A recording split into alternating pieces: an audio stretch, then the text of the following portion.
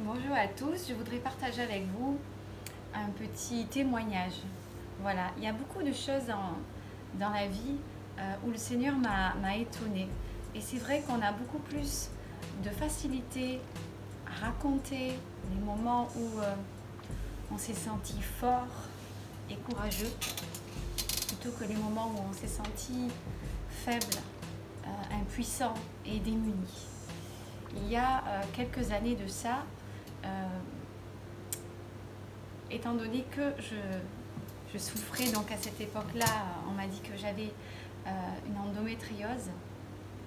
J'ai eu des kystes ovariens et pour essayer de soigner tout ça, on m'a donné la pilule. Donc essayer de soigner par les hormones en me disant que certainement les kystes n'allaient pas disparaître, mais qu'ils pourraient diminuer.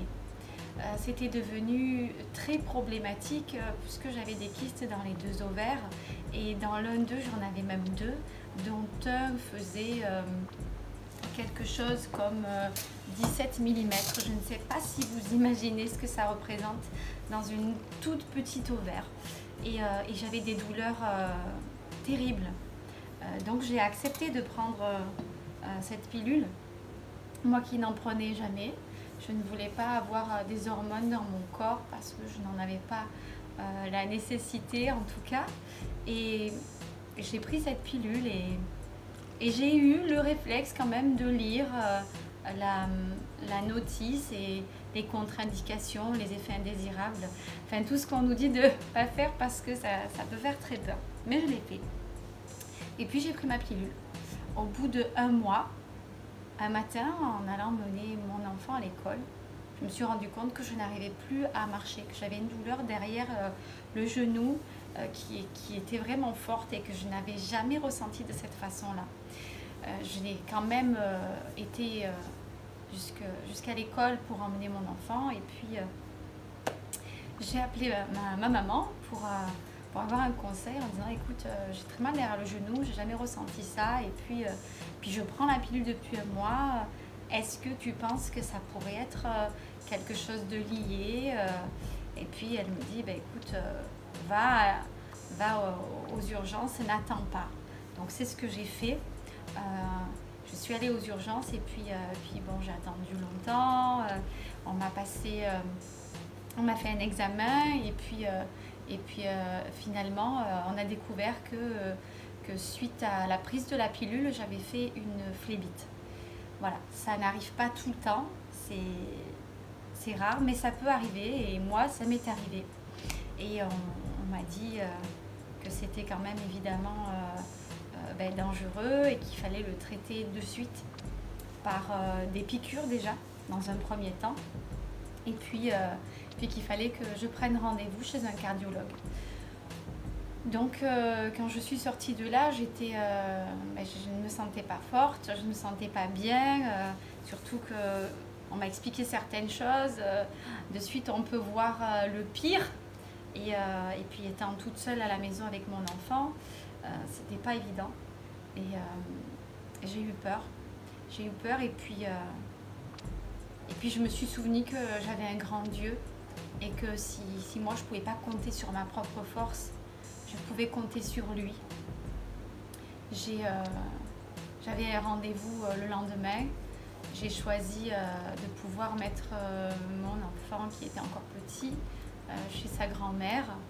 Je suis rentrée à la maison et là ça s'est imposé dans mon cœur de façon étonnante et en même temps c'était vraiment ce que je devais faire.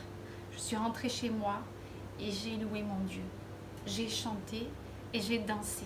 Mais vraiment, on pourrait dire mais elle est folle, c'est un moment où au départ j'avais envie de pleurer parce que j'avais mal. Hein. Et puis au final j'ai choisi parce que je me suis souvenue qu'on m'en avait parlé. On m'avait dit c'est quand tu as peur, c'est quand tu es dans la douleur, c'est quand tu es dans un moment difficile que tu dois te lever et louer ton Dieu et proclamer la puissance de ton Dieu dans ta situation. Et c'est ce que j'ai fait. Je l'ai fait, je me sentais dingue et je ne regrette pas de l'avoir fait. Et j'ai chanté, j'ai dansé, j'ai loué le Seigneur. Et j'ai proclamé la victoire sur ma vie. Et je sais aussi qu'à ce moment-là, j'ai pu compter sur le soutien, la prière des frères et sœurs que j'ai mis au courant par le biais de mon pasteur de mon église. Et j'avais ma famille aussi qui m'a soutenue. J'avais donc une première piqûre et puis un rendez-vous chez le cardiologue. J'arrive chez le cardiologue et il me fait donc la visite à un écho-doppler, je crois que ça s'appelle. Et il voit de suite le caillot où il est. Il me le montre. Il visite l'autre jambe aussi. Et puis là, tout était nickel. Et puis, il revient sur la première jambe. Et là, je le vois devenir blanc. Je le vois changer de tête. Et ben, sur le coup, je m'inquiète et je dis qu'est-ce qui se passe? Il y a un problème, il y a un souci. Et il me dit mais vous l'aviez vu le caillou? Vous l'avez vu comme moi? Et je dis oui, je l'ai vu. Je dis qu'est-ce qui se passe? Puis je vois qu'à l'endroit où il était, il n'y est plus. Et je lui dis est-ce qu'il s'est déplacé? Est-ce qu'il est monté rapidement, je ne sais pas, dans un autre organe? Parce que je sais que si ça arrive au cœur, si ça arrive dans la tête, ça peut créer des choses très très graves. Et il me dit non, c'est impossible qu'il se soit déplacé en si peu de temps. Ça se déplace, mais progressivement, ça ne se déplace pas en quelques secondes ou en quelques minutes. Et vraiment, il n'avait pas d'explication. Il était comme un dingue à chercher dans toute ma jambe. Et moi, dans mon cœur, c'est venu très fort. Et je lui ai dit, mais ne cherchez pas, il a disparu. Parce que j'ai prié, parce que mon église a prié pour moi. Et Dieu a fait un miracle. Jésus m'a guéri, Jésus m'a sauvé. Et je lui ai même demandé, est-ce que ça pourrait être grâce au fait que j'ai eu une piqûre? Et il m'a dit que non, parce que ces piqûres-là, il faut en avoir plusieurs pour que ça puisse commencer à faire diminuer le caillot. Lui-même n'avait pas de réponse. Il était apparemment pas croyant parce que quand je lui ai parlé de Dieu, il était mais vraiment fermé et ça ne satisfaisait pas son cœur et ça se voyait. Hein. Mais moi, ça a satisfait mon cœur. J'ai été vraiment reconnaissante et j'ai offert un petit évangile à ce cardiologue qui n'est pas un petit cardiologue jeunot, qui a peu d'expérience. Non, c'est un cardiologue qui est connu, qui est à La Ciotat aussi, là où j'habite, qui s'occupe de beaucoup de gens et qui est respecté. Hein. Voilà, c'est dingue. Il ne savait pas d'où ça venait, mais moi, je savais. Je savais que Dieu avait fait encore un miracle pour moi. Et il en a fait bien d'autres. Mais aujourd'hui, j'avais vraiment à cœur de partager celui-là avec vous pour vous dire, jusqu'à la dernière, louez Dieu. Quand vous êtes dans la tristesse, quand vous êtes dans une situation très difficile, louez Dieu.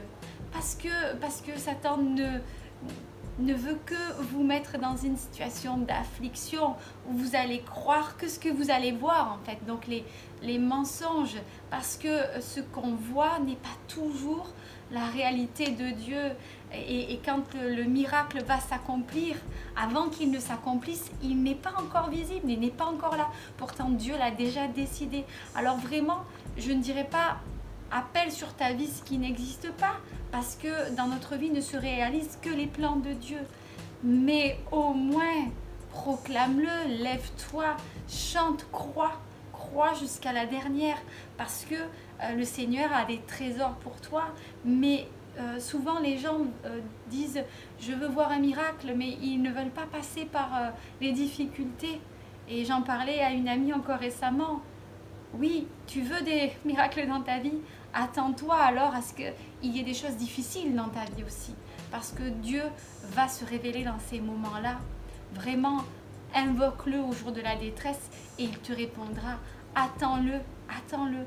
Et même si tu te dis, j'ai passé des choses difficiles et Dieu n'a pas guéri, Dieu n'a pas fait ceci, Dieu n'a pas fait cela. Le Seigneur sait pourquoi il donne des guérisons à certains et pas à d'autres.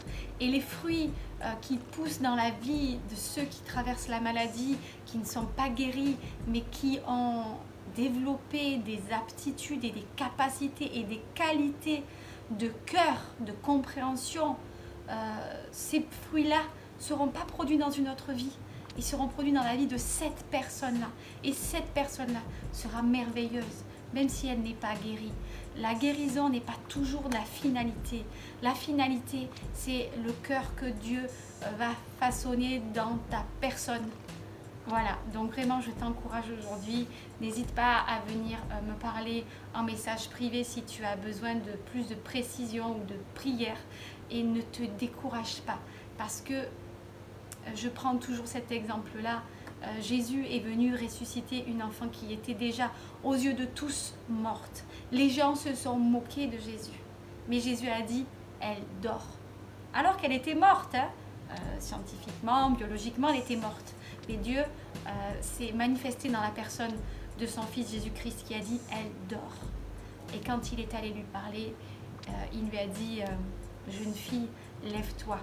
Et en hébreu, c'est Talitha Koumi. Alors vraiment, je te dis aujourd'hui, jeune fille, jeune homme, lève-toi. Parce que si tu crois que Dieu ne peut pas faire des miracles, aujourd'hui, bien que vivant, tu es mort.